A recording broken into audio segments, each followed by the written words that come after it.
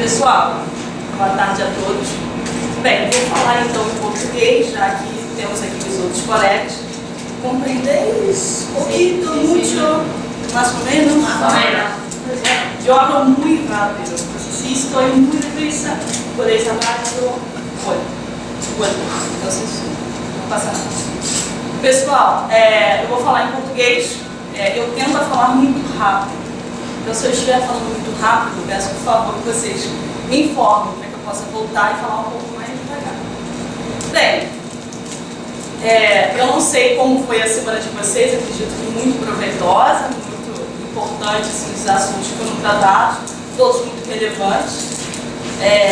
Fiz o meu dever de casa, sei mais ou menos o perfil do pessoal que a gente está trabalhando aqui hoje, sei que muitos de vocês estão começando agora a faculdade, esse ano. Sois de primeiro, segundo ano, não? Você é mais Os brasileiros, no geral, são espíritos pensantes. Bem, quem aqui já estudou Direito Internacional? Direito Internacional Público, Direito Internacional Privado? Bem, será que você já estudou? Não sei, tô na dúvida. Bem, vejo que alguns aqui têm uma base. Já estudaram Direitos Humanos? Sim. Como disciplina autônoma? Não. Mas tem noções de Direitos Humanos. Pessoal, a minha aula ela é sempre muito dialogada. Eu odeio falar sozinho. Então, isso aqui não vai ser uma exposição onde só eu falo e vocês escutam. Isso não tem que ser o objetivo de uma aula de Direitos Humanos, afinal de contas. Então, eu vou começar com uma pergunta. Uma pergunta simples, mas ao mesmo tempo muito complexa. O que são direitos humanos? Quem pode me dar uma definição do que são direitos humanos? São os direitos naturais de uma pessoa.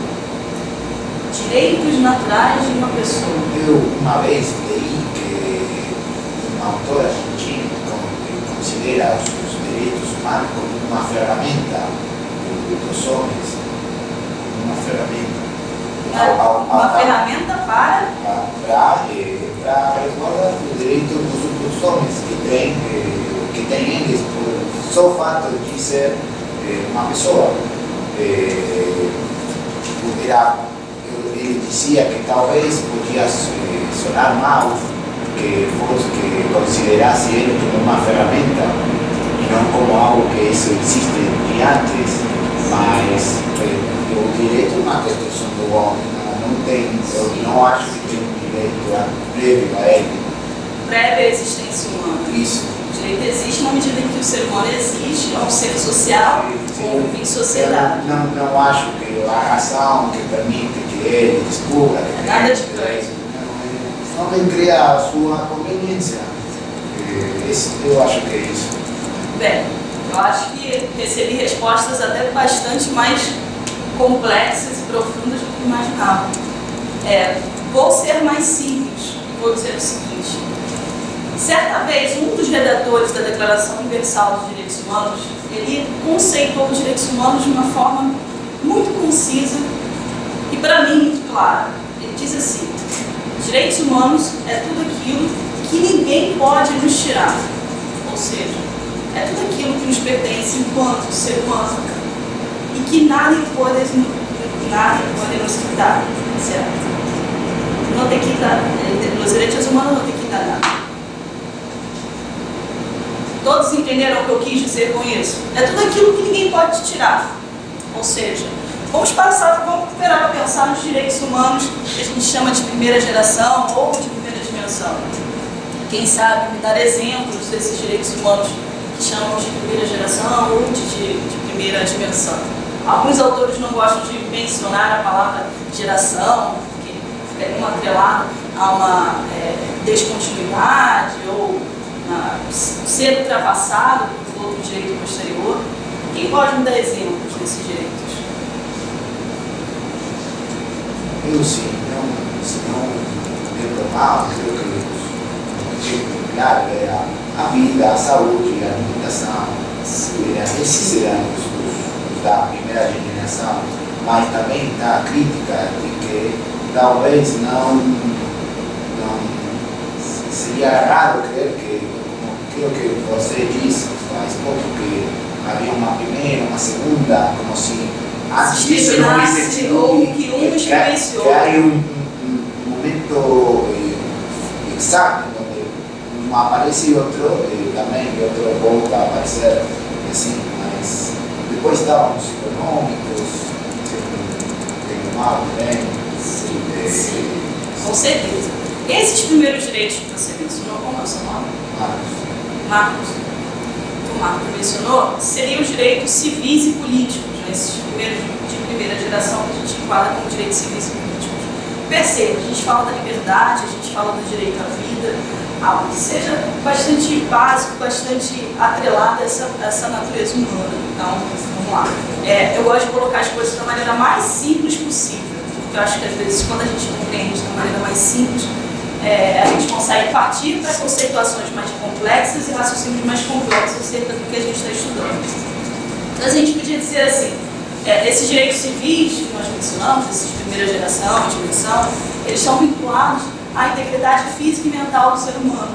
Então assim, é muito simples a gente conseguir depois categorizar esses direitos a partir dessa análise do que são esses direitos que estão vinculados a uma integridade física e mental do ser humano. Então assim, a gente para pensar na ideia mais básica da vida, né?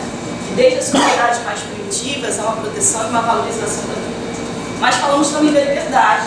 A liberdade vem desde a liberdade de expressão, certo? Também passando pela liberdade religiosa, e hoje a gente vai para além, né? Hoje a gente tem discussões no Brasil como, não sei se acontece na Argentina, eu acredito que não, aqui a gente já teve discussões que chegaram à Suprema Corte Brasileira sobre o debate se a marcha da maconha, não sei se vocês sabem o que seria a marcha da maconha. Eles não protestam pelo marihuana. Não é negado aqui. Então, assim, essa discussão de liberdade, ela parte desde a premissa mais básica, né, da liberdade de vida, da liberdade de pensamento, da liberdade religiosa, de proferir crença, até a liberdade mais contextualizada numa sociedade atual, uma sociedade mais dinâmica, uma sociedade mais líquida, como muitos sociólogos gostam de dizer. Então, bem, de maneira geral, os direitos civis estariam vinculados a isso, os políticos também. Há sempre uma inter-relação muito profunda entre esses direitos. Muitas vezes é impossível dizer quando começa um, quando termina outro. Né? Isso está bem intrínseco à natureza dos direitos humanos, esse caráter de ser interrelacionado, interdependente. Afinal de contas, como poderemos falar de uma liberdade, por exemplo, de defender uma posição política, ideológica, enfim, se você não tem a liberdade de expressão por outro lado, né? Então, por isso que a gente diz que não se sabe até onde começa um e termina. Bem, a gente fala de gerações, um caráter de historicidade, porque sempre os direitos humanos nascem de lutas. É bem importante a gente ressalvar isso, né? Em direito humano, ou direito fundamental, quando esses direitos humanos passam a ser inseridos formalmente dentro das cartas constitucionais, elas vêm de graça, como nós podemos dizer, né? Assim, alguém veio e nos regalou. Não. Isso vem do processo de luta social, enfim. Momentos posteriores, dadas circunstâncias econômicas, históricas, culturais da sociedade, passa à discussão pública esses direitos humanos que o Marcos mencionou anteriormente, seriam os econômicos, os sociais e os culturais, dentro de um panorama de direitos de segunda geração ou segunda dimensão. Alguém pode dar outros exemplos desses de segunda geração? Olha, a gente está aqui para aprender. Também pode chutar, pode falar o que vem à mente, que não tem problema não. Pode falar. Educação. Sim, educação com certeza vem dessa ideia de segunda geração. Para trabalhar. Sim, também, direito ao trabalho. Voto. O voto, para pensar, dentro de uma dimensão de direitos políticos, né? Então, no momento anterior. Moradia também.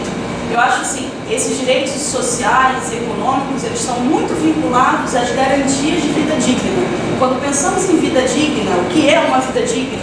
Todos os direitos que pensamos quando falamos de vida digna. Alguém pode ter uma vida digna sem ter moradia? Ou uma moradia digna? quando falamos de moradia, não é qualquer, né, parede ou algo que se pretende ser chamado de parede, de teto, pode ser considerado uma moradia. Afinal de contas, já pensaram, existem pessoas que vivem em residências que não têm janelas. Já pararam para pensar? Alguém que vive numa casa que não tem janela pode ser digno de viver num ambiente que não tem janela, sem circulação de ar, sem iluminação natural, nada disso.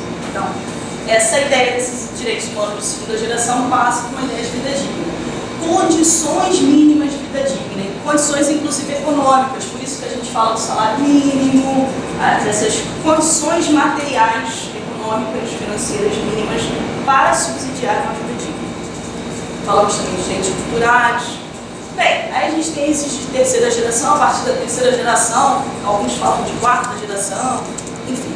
Esses de terceira geração, a gente pode dar um exemplo muito simples, né, que que todo mundo conhece, que é o direito ao meio ambiente adequado. A gente passa uma ideia que vai além do individual, a gente passa a pensar em coletividade, direitos difusos, etc.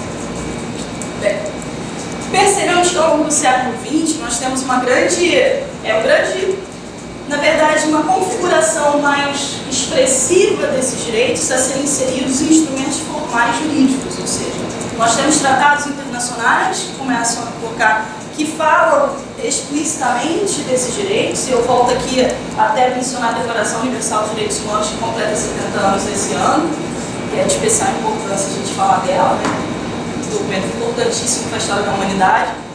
E depois disso a gente tem muitos, a gente tem, por exemplo, eu vou falar hoje do Sistema Interamericano de Direitos Humanos, temos hoje no arcabouço do Sistema Interamericano tratados de convenções que falam inclusive dos direitos da pessoa com deficiência. Percebam como esses direitos eles vão se multiplicando, vai florescendo. Não sei se vocês me entendem, ou seja, as coisas vão crescendo e assim tem que ser. Bem, se por um lado a gente tem uma grande formalização desses direitos, porque afinal de contas, o que vale um direito se ele não tem a possibilidade de ser exigido na prática? Ele vai ser somente uma promessa, né? Vai ser apenas algo efêmero que a gente tem ali na memória, algo do coração, quase uma crença religiosa, mas não vai ser algo palpável, algo real no cotidiano dos cidadãos de maneira geral. Bem, paralela a essa inserção formal em textos convencionais, em tratados internacionais, nós temos também a positivação progressiva desses direitos dentro dos textos constitucionais de cada país e na própria legislação infraconstitucional. Só isso vai ser suficiente para que a gente tenha a efetividade desses direitos no nosso cotidiano? Infelizmente não, né? Porque muitos desses direitos, grande parte deles, depende de uma atuação não apenas negativa, mas inclusive positiva do Estado. Quando falamos de atuação positiva, estou falando de um dever de fazer, não apenas num dever de absenteísmo estatal, de deixar de fazer, precisa fazer. E aí, quando a gente precisa que o Estado faça, né, quando a máquina pública tem que se mexer, a gente fala de diversas outras questões que vão além meramente do direito, vai pela política, pela economia. Bem, progressivamente esses direitos foram inseridos formalmente nas normas jurídicas e passam também a surgir mecanismos para punir, responsabilizar eventuais infrações. Eu estou falando, por exemplo, no âmbito interno, de garantias processuais previstas na Constituição. A gente tem no Brasil os chamados remédios constitucionais, os brasileiros são familiares, mas essas ferramentas processuais seguramente existem também na Carta Constitucional de vocês, no texto constitucional de vocês. Além disso, a gente também vai ter alguns sistemas internacionais que visam garantir a proteção desses direitos. Sabe que eu comecei a falar que nem uma louca e eu esqueci até de dizer meu nome, eu acho. Eu acho que você não se apresentou. Desculpa, pessoal, meu nome é Ana Paula. Pessoal, quando está vendo aquela cabeça não. Minha semana é tranquilíssima. Chega na sexta-feira, eu já nem sei quem sou. Bem, depois no final, então, faço a minha apresentação formal para vocês, ok? Voltando aqui. Esses sistemas de proteção de direitos humanos, eles são muito importantes. O que se entende que a proteção dos direitos humanos vai além de um mero interesse local, nacional. A gente é visto enquanto humanidade, a gente é visto enquanto ser humano.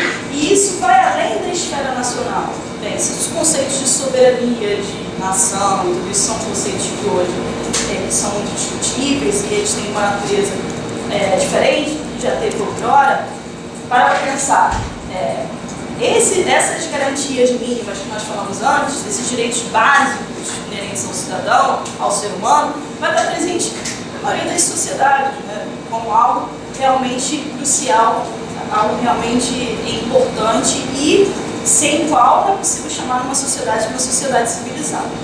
Então, bem, a partir da Segunda Guerra Mundial, enfim, metade do século XX para cá, a gente começa a criação desses sistemas que a gente chama de regionais de proteção de direitos humanos. Né? Então, eu destaco aqui três. A gente tem o sistema interamericano, a gente tem o sistema europeu de proteção de direitos humanos, e tem mais um outro, quem sabe qual é? Gabriel sabe. Mas aí o Gabriel não é justo, né? Porque o Gabriel já está no mestrado, aí já não é tão justo. Magna também sabe, mas eu não vou contar. Daqui a pouco ela começa a falar também. Sim, muito bem. O sistema africano de proteção de direitos humanos também merece muito destaque. Mas não vai ser tratado aqui hoje, a gente vai falar especificamente do sistema interamericano. Por que a proteção regional é importante, na opinião de vocês? Olha só, podíamos falar em uma proteção no âmbito mundial. Por que a proteção no âmbito regional é especialmente importante? Pode falar. Porque se você tem uma proteção regional, você consegue adaptar as características e necessidades dos países daquela região. Se você falar mundial, é um conceito muito longo, porque isso se aplica aqui no mundo. Sim, com certeza, concordo. É mais fácil também de identificar para que situação eles têm infringido direitos humanos também, se você olha numa visão menor. Sim, com certeza. Vocês são muito espertos. Vou sentar aqui por vocês falaram. O pessoal é justamente isso. Parar para pensar. Nós, países, né, aqui, vamos falar do sistema interamericano, o número de nós não compartilha uma história recente com traços muito parecidos ou comuns? Quantos de nós, quantos aqui dessa região, falando da América Latina, viveu recentemente, quando eu falo recentemente, eu falo 30, 40 anos atrás, né? Tem uma história da humanidade, isso é super recente. Passamos por períodos ditatoriais, estamos num processo ainda, acho que no Brasil, não sei, democratização, não sei, redesignação de democracia, não sei, difícil. Enfim, vivemos um momento de caminhar para nos desassociar de períodos que foram bastante complicados em termos democráticos e caminhamos para um progresso ou não, caminhamos para trás. Enfim. São histórias comuns, são contextos comuns, são vivências parecidas. Então, quando falamos em proteção de direitos humanos, é muito mais fácil você se identificar no que diz respeito à infração de direitos com o argentino, com o paraguaio, com o boliviano, do que talvez você conseguiria, sei lá, com o europeu ou com o asiático, enfim. Afinal de contas, se você parar para analisar a jurisprudência preferida pelo sistema interamericano de direitos humanos, você vai perceber que são casos parecidos. No final das contas, os problemas são muito semelhantes a uns ou são os mesmos. Por isso a importância também desse sistema de proteção dos direitos humanos que seja em caráter regional. Enfim, para pensar no africano, a realidade da África se assemelha a alguma no mundo? Então, assim, eles conseguem perceber uma realidade de uma maneira muito mais qualificada do que se fosse uma justiça imposta por outros tribunais ou na esfera mundial.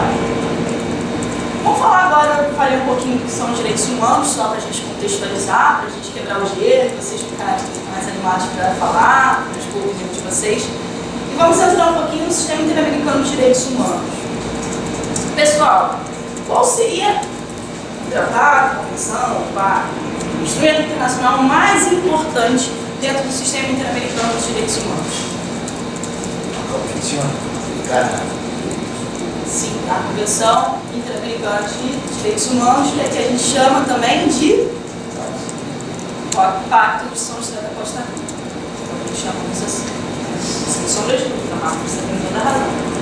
No arcabouço do Sistema Interamericano de Proteção dos Direitos Humanos, nós não temos apenas o Pacto de São José da Costa Rica, temos outros. Temos também a Convenção de São Salvador, né, que é um tratado posterior, que vem falar, porque o Pacto de São José da Costa Rica, ele especialmente trabalha direitos de primeira e segunda de primeira geração, perdão. O Protocolo de São Salvador, que vem falar mais desses direitos de segunda geração. Temos agora um crescimento do rol desses instrumentos internacionais dentro do sistema interamericano. Temos a Convenção de Belém do Pará. Alguém conhece a Convenção de Belém do Pará? Alguém conhece? Ou já ouviu falar? Já? Exatamente isso. Exatamente isso. Fala de uma proteção especializada à mulher, contra a violência de gênero, etc. Como eu mencionei anteriormente, a gente tem essa convenção que trata da pessoa com deficiência. Temos também uma convenção específica no sistema interamericano que fala da prevenção da tortura. Tortura, né? Direito de primeira geração. Gente, a quantidade de decisões da corte que falam sobre tortura é algo inacreditável. É mais inacreditável que a gente, né, pleno 2018, a gente esteja falando ainda de tortura. É inacreditável. Mas enfim, a gente tem que ser otimista, não podemos ser pessimistas. Alguém saberia me dizer quando é que surge o sistema interamericano em termos de datas? Olha só, eu sou de humanas, eu detesto o número e eu sempre erro o número, sabe? Eu mal sei o telefone no CPF, então assim, pode falar de década, não tem problema nenhum. Alguém sabe mais ou menos o contexto histórico de criação desses instrumentos? Hã? Pode chutar, não tem problema nenhum. Pois é, né? Olha só. Se alguém tiver curiosidade, deve botar no Google, né? Quando é que os pais São José da Costa Rica ele foi criado? Dá uma olhada lá. Se eu não me engano, o pai do Heródoto que está falando com isso, 66, não é isso? Eu acho que é. 66. Plena ditadura na América Latina, por que isso? E eles estavam lá, participaram, assinaram. A ratificação, obviamente, vem em caráter posterior, né? No caso brasileiro, somente em 92. Mas por que eles estão lá e ficaram discutindo isso? Vocês conseguem, assim, imaginar por que num contexto histórico como esse eles ficam discutindo uma declaração, uma convenção interamericana de proteção de direitos humanos que fala, né, desses direitos de primeira geração? 69. 69. Nossa, sou de humanas, cara. 66, 69.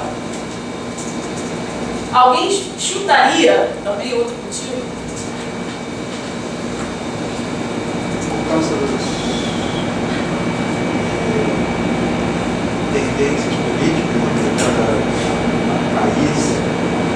Sabe como é que é o seu nome? Ezequiel. Sabe o que acontece? A gente também tinha Constituição, não tinha na época. Mas vocês também tinham Constituição. Olha, se entende, isso é uma hipótese, tá? E naquele tempo eles diziam assim, bem, isso aqui não é nada mais que papel de pão, né? Não importa o que a gente escreve aqui. A gente pode dar uma retórica de que a gente protege, né? Está preocupado com a proteção dos direitos mínimos do cidadão, mas meramente com caráter retórico, ou seja, como se fosse uma encenação política, eu poderia dizer, me arrisco a dizer, mais do que uma intenção real de proteção e efetivação desses direitos. Bem, voltando ao sistema interamericano, no Pacto São José da Costa Rica, especificamente no Brasil, ele só é ratificado em 92. O Brasil aceita a jurisdição obrigatória da Corte Interamericana de Direitos Humanos no começo dos anos 2000, e a partir daí a gente tem algumas decisões. Antes de falar das decisões, eu vou falar um pouquinho da estrutura e do funcionamento do sistema interamericano. Alguém saberia me dizer como é que funciona? Magna, você está muito quieta e preocupada, sério. Alguém sabe me dizer? Nós temos um processo. O sistema interamericano ele é dividido em dois órgãos, basicamente. Quais seriam esses? Fala aí. Muito bem, a Comissão Interamericana e a Corte. Bem, esse é um caminho que lá no sistema europeu eles já cortaram pela metade. Né? Antigamente, a criação do nosso sistema interamericano de proteção de direitos humanos, ele é muito inspirado, francamente inspirado, no sistema europeu de proteção proteção aos direitos humanos. Mas lá, posteriormente, eles entenderam que a comissão, como meio do caminho para a chegar à corte, na instância contenciosa, efetivamente, concretamente falando, né, como se fosse uma perda de tempo, já evoluiu um pouco mais. Mas a gente ainda está nesse sistema onde a gente tem a comissão e tem a Corte Interamericana. Bem, quem é que pode apresentar pleitos perante a Comissão Interamericana de Direitos Humanos? Qualquer um pode apresentar, só o Estado pode apresentar, quem pode?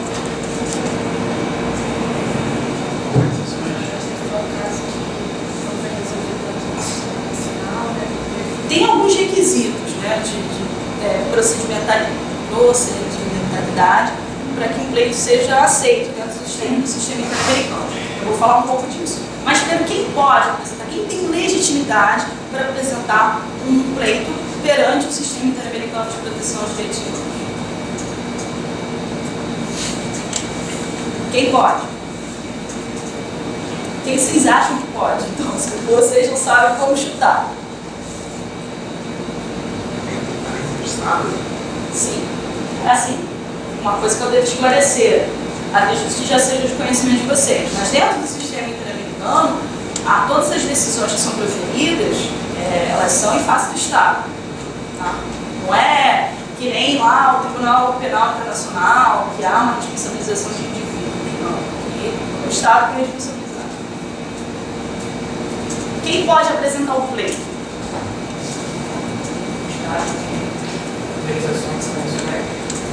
Olha só, lembra que eu falei que tem duas etapas, dois órgãos? Perante a comissão, quem tem legitimidade para apresentar é pessoa, grupo de pessoas, organização não governamental com representação em dos países, né, que estejam envolvidos no sistema interamericano.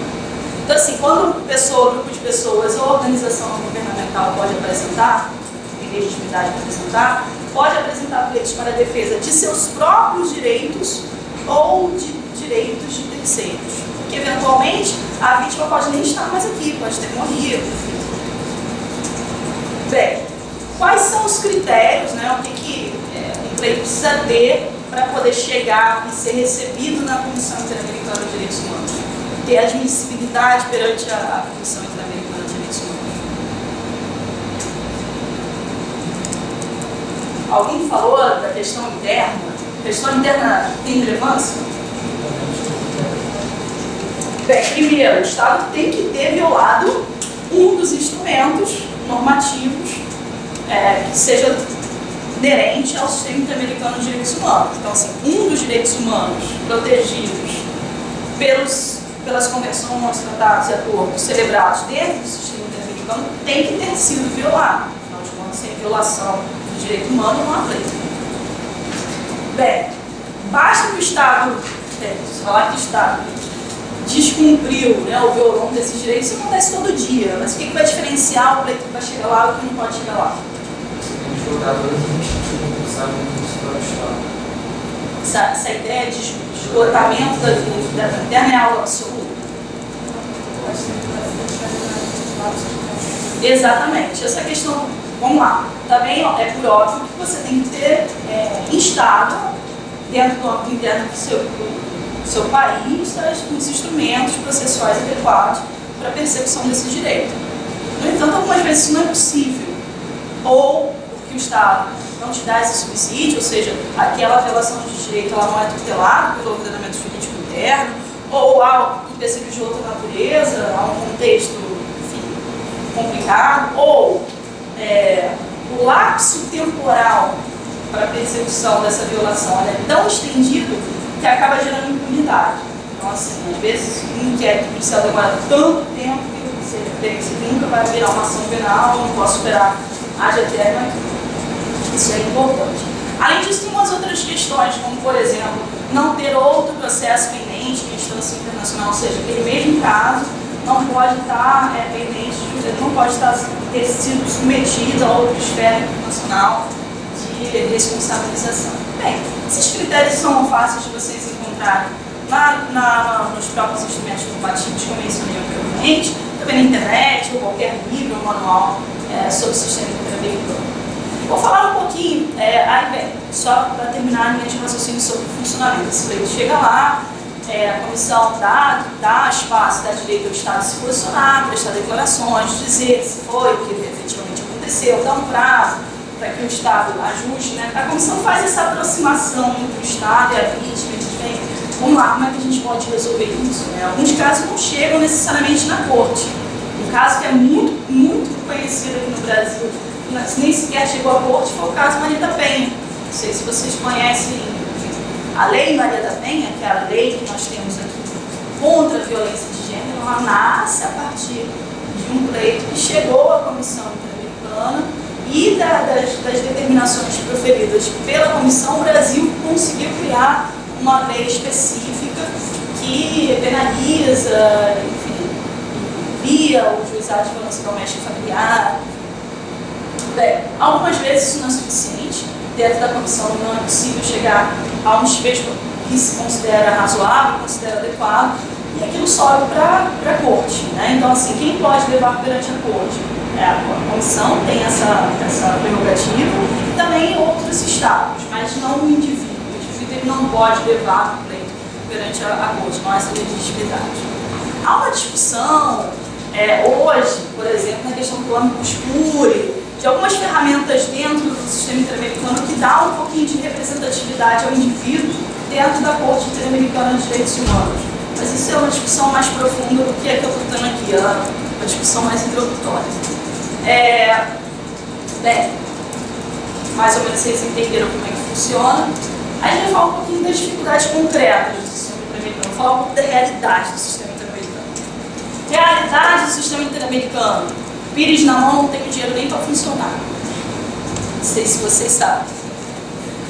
Recentemente, acho que uns 2 anos atrás, em 2016, houve um risco real, eles nem continuarem a funcionar porque não tinha dinheiro para nada. Então você para pensar. Um sistema que é instituído para a proteção dos direitos humanos não tem nem como subsistir, não tem condições materiais mínimas para se manter, comprar papel, pagar luz, porque depende da contribuição dos estados. E aí gerou toda essa discussão, e aí os estados falam, não, a gente vai dar um dinheirinho lá para eles. Como eu falei, fica com pires na mão, pedindo dinheiro. Então assim, é complicado. Por quê? Porque não é uma instância como uma instância interna. Não é um judiciário como a gente, não é um judiciário, e não funciona da mesma forma que o nosso judiciário. A forma de solução das controvérsias não é vista da mesma maneira. Então, assim, eu gosto muito de dizer ao aluno que ele precisa mudar o chip quando ele pensa em direito internacional. Ele não pode raciocinar, ele não pode sobrepor e projetar a mesma racionalidade que ele vê o direito interno com o direito internacional. Porque, assim, existem peculiaridades que diferenciam. Estou dizendo que um é melhor ou pior que o outro. Enfim, a gente que trabalha com isso tem, obviamente, uma predileção pelo direito internacional, mas é só para que vocês tenham essa clareza de que é preciso pensar sobre uma outra ótica. Bem, voltando aqui ao contencioso envolvendo o Brasil. A Corte Interamericana, hoje eu não vou trabalhar os casos que chegou à comissão. Afinal de contas, a minha exposição tem uma limitação de tempo, e vocês também vão cansar de ouvir minha voz, de me ver aqui, e eu preciso ser mais breve. Até porque isso é um curso que deveria, só esse tema aqui, daria muitas aulas, e muitas discussões bastante interessantes. Então, infelizmente, a minha exposição fica muito no caráter superficial. Eu não vou analisar a questão da comissão, eu vou analisar apenas realmente os casos contenciosos do Brasil perante a Corte. Não sei se vocês sabem, mas a Corte Interamericana de Direitos Humanos ela tem a sua jurisdição, eles chamam contenciosa e uma consultiva. Alguém sabe o que seria essa atuação consultiva da Corte? Acho que os demais colegas que falaram hoje devem dar um pouco mais de destaque a essa atuação consultiva da Corte, mas eu só estou contextualizando para vocês saberem o que se trata. Não ouvi o que você falou. Sobre o quê? É justamente isso. O país, o Estado, tem alguma dúvida em relação à aplicação de algum dispositivo previsto no Tratado da Convenção Cerebral no sistema interamericano?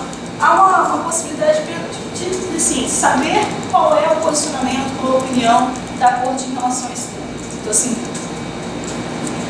Bem, desculpa pela simplicidade, mas às vezes eu gosto de ser direta e às vezes menos é mais, ele consegue entender melhor. Né? No final de contas, eu acho que cada discussão se adequa ao público do trabalho. Às vezes a gente pode ter discussões bastante mais profundas, mas se a gente não tem a base, aprendi essa valiosa lição com uma professora de engenharia. Ela falou assim, não, eu dei durante 10 anos cálculo, e vi que os alunos estavam repetindo. O dia que eu dei, nas primeiras semanas, multiplicação, matemática básica da escola, a taxa de aprovação dos alunos em cálculo subiu muito, assim, às vezes, o aluno tem, às vezes, uma dificuldade, mas, assim, fica mais difícil compreender certas coisas mais complexas, porque, às vezes, faltam aqueles elementos poucos e fáceis que a gente dá por certo que o aluno conhece, mas, às vezes, não é a realidade. Então, eu gosto sempre de voltar e esclarecer o básico. Não sei se vocês conhecem os casos que o Brasil foi condenado na Corte Interamericana de Direitos Humanos. Não temos tantos assim, mas temos desde... eu falei que o Brasil aceitou a jurisdição contenciosa da Corte Interamericana no começo dos anos 2000. No começo dos anos 2000 para cá a gente tem alguns casos. Alguém conhece o caso mais recente de sentença proferida pela Corte Interamericana de Direitos Humanos contra o Brasil? Exatamente isso. Exatamente isso. Caso Venezuela. Alguém mais ouviu falar? Alguém sabe quem foi o Venezuela? Jornalista. E foi morto no período da ditadura. A foto, infelizmente, do cadáver desse homem monta todos os livros de histórias do Brasil. Também uma grande falta de respeito até com a memória e com a família, mas enfim. Para aqueles que são da Argentina e talvez não conheçam. Trata-se de um jornalista, na época da ditadura militar, nos anos 70, que foi chamado a prestar declarações, enfim, informações do DOI-CODE, que era um órgão de perseguição na época da ditadura, e nunca mais voltou para casa. Se dizia que ele morreu, ele se suicidou, ou seja, ele se matou, ele pegou um cinto, uma gravata, não sei lá o que foi, se pendurou e se matou na célula do DOI-CODE. Sendo que inúmeras perícias e o mero senso comum, né, de uma pessoa com o mínimo de 2 neurônios conseguiu entender que aquilo era nada mais que fantasia, e ele foi, obviamente, assassinado. Essa questão foi recentemente discutida na Corte Interamericana. A Corte reconheceu que o Brasil violou os direitos humanos do jornalista à época, determinou dentro da sentença que o Brasil investigasse, prestasse esclarecimentos formais, ou seja, que o Brasil fizesse o seu dever de casa em relação ao período da ditadura militar. Eu acho que assim, eu tenho muita admiração por vocês argentinos, porque eu acho que vocês fizeram o dever de casa melhor que a gente. Porque aqui no Brasil não há nenhum reconhecimento formal dos horrores e das atrocidades que eles fizeram naquela época. Pessoas que morreram na expectativa de um reconhecimento e um pedido formal de desculpas pelo Estado, nunca teve.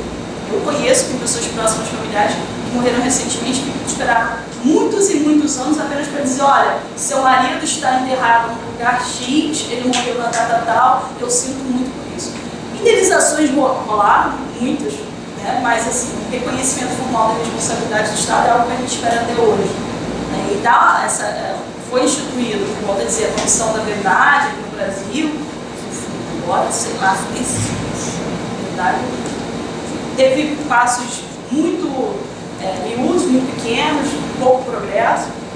Então, assim, temos um caso que envolvendo os crimes cometidos durante a ditadura militar.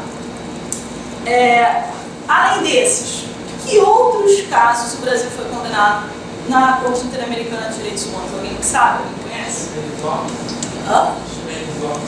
Caso Ximenes Lopes foi o primeiro. O primeiro caso onde o Brasil teve uma condenação formal na Corte Interamericana de Direitos Humanos. Alguém conhece o caso Ximenes Lopes? O caso Ximenes Lopes envolve a morte e os maus-tratos, tortura de um deficiente mental numa instituição de saúde mental no interior do Ceará, no estado brasileiro do Nordeste. Dois irmãos, Código e Damião, um deles começou a apresentar problemas psiquiátricos, foi internado pela família numa clínica particular, de tratar, cuidados de pessoas com esse tipo de problema. E, enfim, o caso foi tão brutal que a mãe chegou lá, visitou o rapaz, ele estava com vários hematomas, estava sangrando, e aí os médicos diziam, não, na verdade isso aí foi ele que se bateu, foi ele que se jogou no chão, são as crises que ele tem.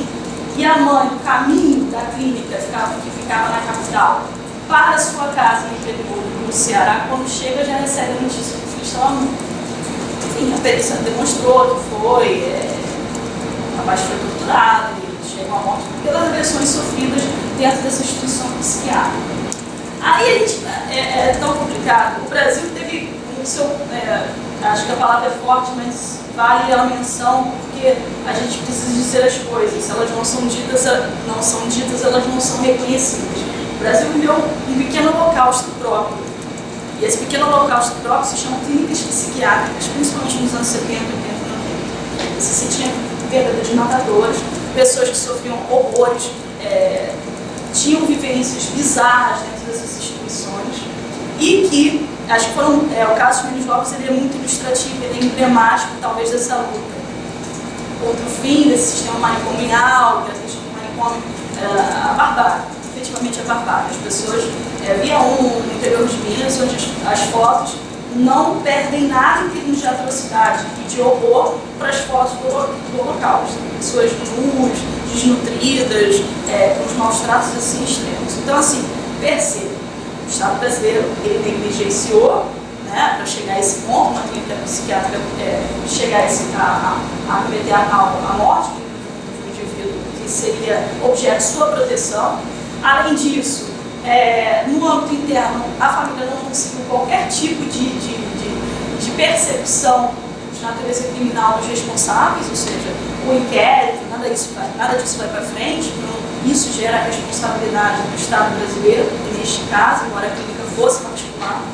Perceba, a gente tem alguns, quando a gente analisar, quando eu falo terminar a exposição, vocês vão perceber que há alguns elementos, alguns eixos, melhor dizendo, onde o Brasil, volta e meia, está sempre infringindo direitos humanos. Volta e meia não. Todo santo dia, todo minuto, nesse exato momento, ele está infringindo esses direitos. E há uma responsabilidade direta e indireta de agentes estatais. Esses eixos, se vocês perceberem, talvez sejam também eixos que incidem nas condenações, por exemplo, da Argentina. Dê uma olhadinha lá nas condenações que vocês têm. Tem casos sobre tortura, desaparecimento forçado, liberdade de expressão, também as condenações que vocês têm na corte. Então, você percebe essa história comum, né? Esse perfil comum e essa cultura totalmente hedionda de violação de direitos, que é comum também, que está atrelada a essas heranças históricas e culturais comuns. Alguém conhece algum outro caso do Brasil que tenha sido condenado na Corte Interamericana? Falamos de Menes Lopes, falamos do caso da Herzog, tem muitos outros que vocês com certeza não conhecem. Fala aí, Gabriel, você está muito quietinho.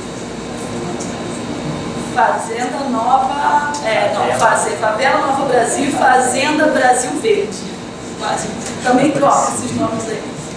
Favela Nova Brasil, vocês sabem o que é uma favela? Sim. Alguém sabe, alguém conhece o caso da Favela Nova Brasil? Favela Nova Brasil é uma favela numa cidade do Rio de Janeiro, tá? Onde na década de 90, se eu não me engano, em 95, houve as famosas chacinas no Brasil. Teve algumas chacinas dentro da década de 90 que especialmente foram violentas, das que cotidianamente ocorrem no Brasil. Nessa chacina morreram, se não me engano, 28 pessoas. E houve o reconhecimento formal de 4 violações sexuais. Ou seja, era uma operação policial, era uma operação de repressão da Polícia Civil na favela, e eles chegaram simplesmente matando todo mundo. E, inclusive, cometendo violações sexuais com adolescentes naquela operação. Aproveitaram, já que estavam matando, também para agredir sexualmente, como se fosse só matar. A condenação no Brasil também, no caso da Nova Brasília, diz respeito ao reconhecimento formal do que houve e à responsabilização dos envolvidos. Pergunto a vocês, alguma coisa de fato aconteceu em relação a isso? Já tem um tempinho, né, da condenação do Brasil da favela Nova Brasília, se não me engano, acho que foi 2016, né? 2018. Bem, tempo razoável, a corte deu 1 ano para o Brasil tomar as devidas providências. Algo de fato aconteceu. Vocês argentinos acham que alguma coisa mudou? Ou que algo foi feito para reconhecimento formal, responsabilização formal dos imputados? Não, nada. Esse ano que estão começando a pagar a indenização, só.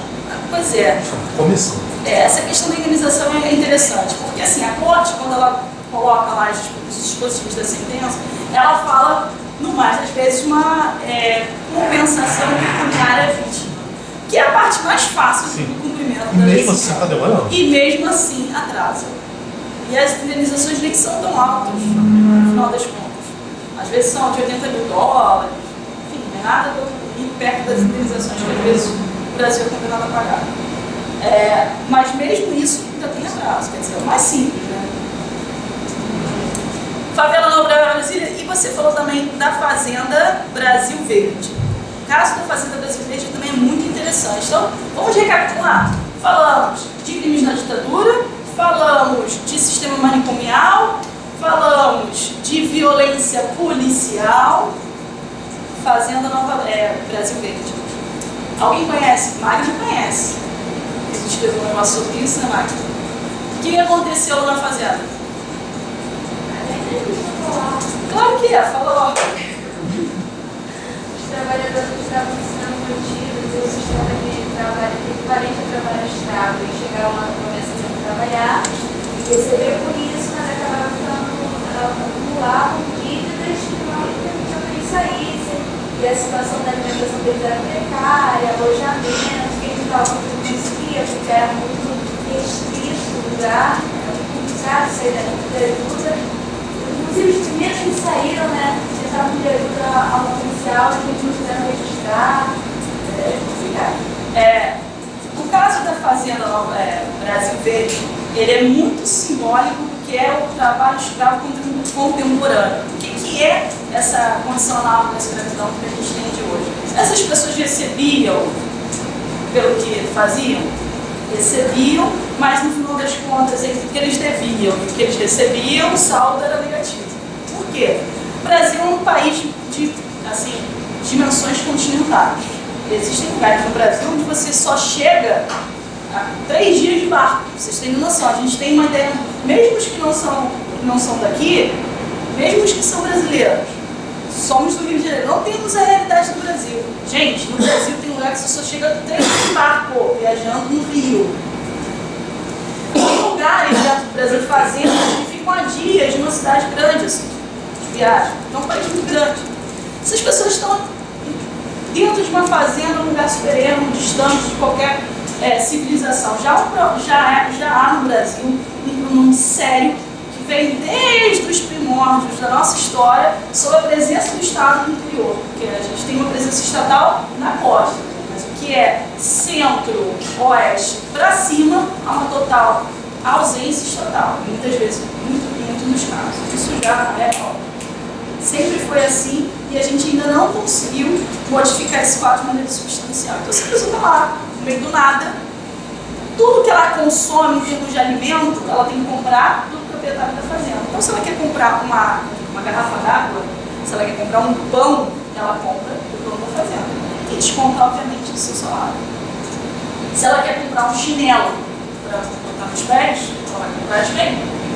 Então, assim, no final das contas, esse regime, fora as condições de moradia, obviamente, da alimentação que se dá, neste caso específico, o Brasil foi condenado por essa questão do dever de fiscalizar, o que também é muito difícil. Vamos lá, cada um desses julgados deveria ser acompanhado, como eu estou mencionando aqui, deveria ser acompanhado de uma aula de história, antropologia e sociologia, para vocês entenderem o que é a realidade brasileira e talvez até contextualizar um pouco mais o julgamento. Mas, conflitos do campo. Conflitos vinculados ao campo também é algo que, reiteradamente, no Brasil há uma violação de direitos. Alguém conhece algum outro caso de condenação no Brasil? falamos do caso. Falamos da guerrilha do Araguaia, não? Não. Caso Gomes Lund, já ouviu falar? Caso Gomes Lund. Gomes Lund, guerrilha do Araguaia. Outro conflito envolvendo crimes ocorridos durante a ditadura militar. Tá? Massacre, né, que o exército brasileiro cometeu no episódio histórico que a gente chama de guerrilha do Araguaia. Temos alguns outros. Temos alguns casos envolvendo conflitos de terra. Quem conhece os casos envolvendo conflitos de terra? Sétimo Garibaldi, já ouviu falar? Julgado sobre Sétimo Garibaldi. O caso do Sétimo Garibaldi, ele era um trabalhador que foi, obviamente, assassinado. Ele era no assentamento do MST. Ele era trabalhador do campo, que foi assassinado de maneira brutal por pistoleiros num assentamento do MST e, como grande parte dos conflitos de terra, isso, na verdade, chega a lugar nenhum. Há uma tentativa do governo brasileiro de tentar mitigar isso. Há esse incidente de deslocamento de competência para a Justiça Federal, federalização dos direitos humanos, presente na Constituição Federal. Não sei se vocês já sabem disso. Quem já estudou constitucional, estudou os direitos humanos, sabe que vamos lá. É muito difícil, às vezes, também, que a autoridade local consiga fazer a investigação e a penalização adequada desses agentes. Afinal de contas, os mandantes desses crimes, na verdade, eles têm na mão todo mundo.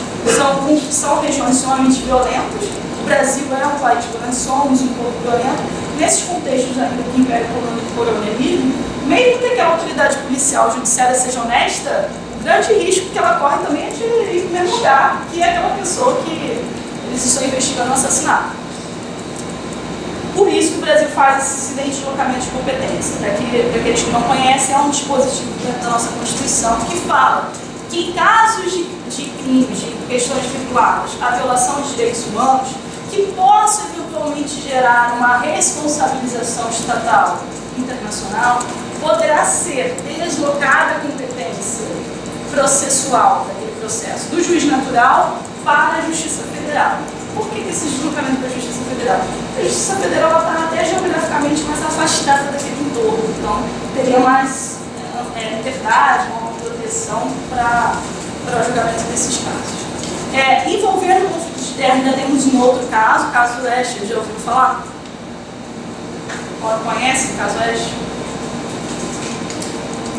Bem, durante 49 dias houve um grampo de todas as ligações do MST. Ou seja, a autoridade policial da época solicitou, a juíza deferiu, totalmente arrepido do que diz a legislação sobre o grampo telefônico, sobre interceptação telefônica. Sabe? Quando pega aquele ouvindo lá todo o conteúdo da ligação. Durante 49 dias, todas as ligações feitas por lideranças do MST naquela região foram interceptadas ao arrepio do que diz a legislação local. Isso gerou também a responsabilização do Estado brasileiro. Tem algum outro caso que eu esteja esquecendo? Deixa eu ver aqui as minhas anotações, eu esqueça de algum caso. Se você entender a minha letra, já está.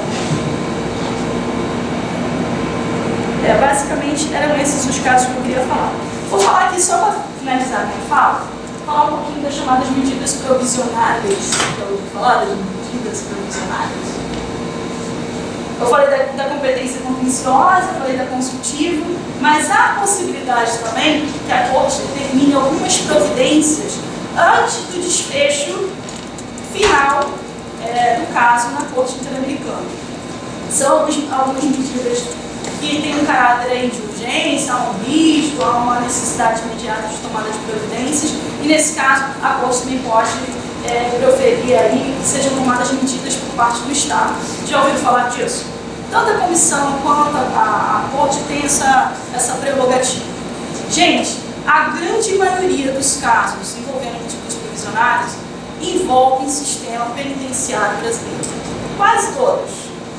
Complexo de Pedrinhas, Urso Branco,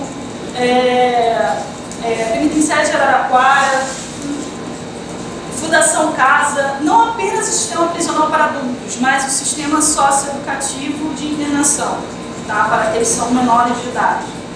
que é a antiga FUNABEM, enfim. Pelos horrores que acontecem. Gente, vocês estão contextualizados com o que aconteceu em Pedrinhas, né? Mais ou menos 2 anos atrás.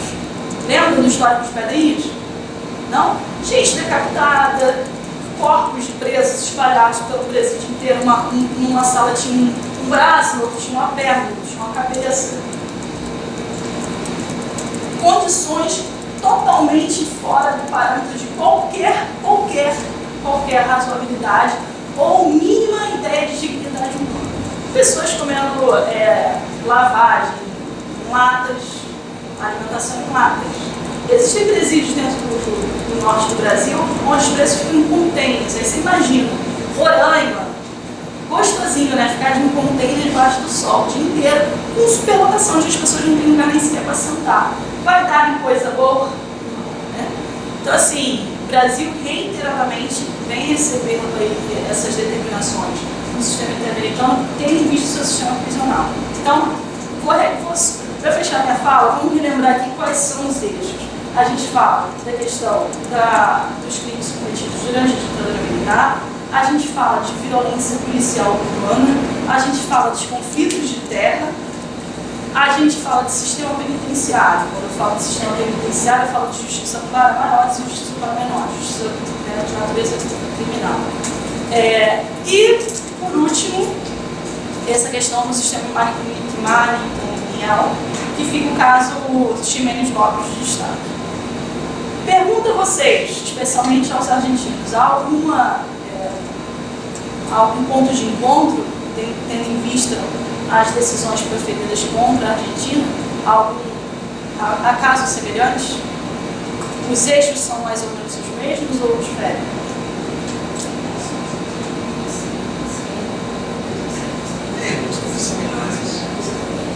Não sei.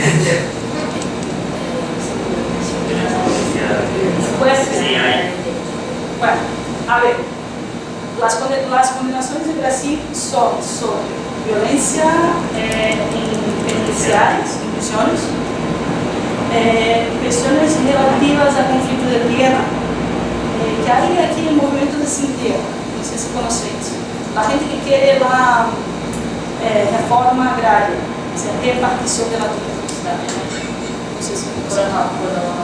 Pero caso por operación de hace poco el caso de Bequia que tiene que ver con y la cuestión de la dictadura militar.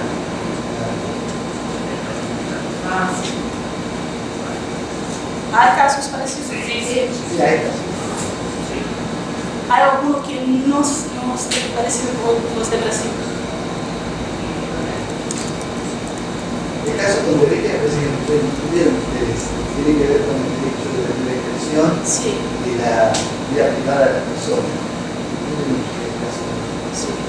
Eso es un caso particular porque la Corte ordena a la Corte Suprema. Dice la nación no aplicar la sentencia de la Corte. Es bastante inédito, es la primera vez que pasa.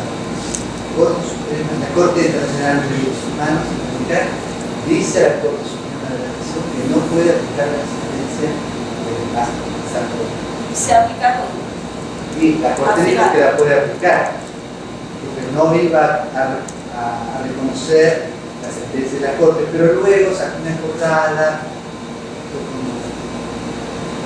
diciendo. Eso tiene que ver con los cambios también en la composición de la Corte Suprema.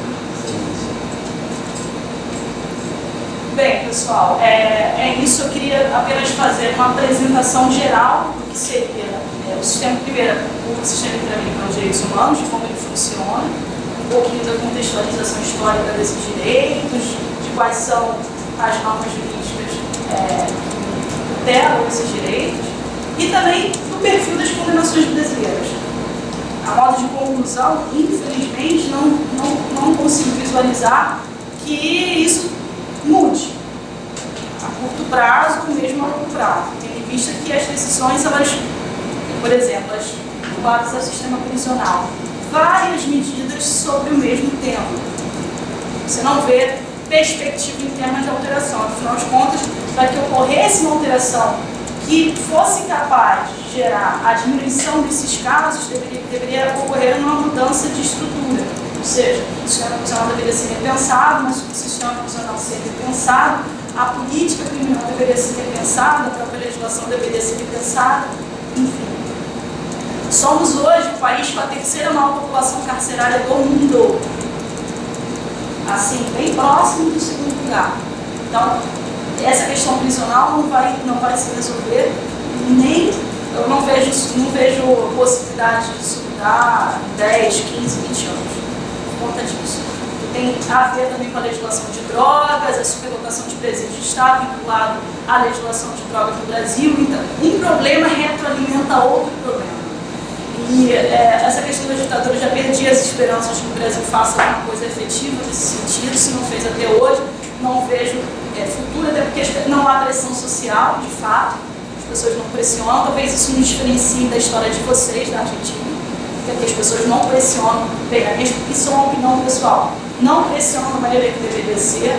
Nós temos uma dificuldade imensa de ter uma memória histórica, não temos memória histórica. Bem, as pessoas não sabem o que aconteceu ontem, já esquecem. Quanto mais passarem pela sua história, ter um reconhecimento formal dos erros perpetrados pelo Estado, que são, no fim das contas, também os nossos erros, e passar isso ali. Então, não vejo mudança.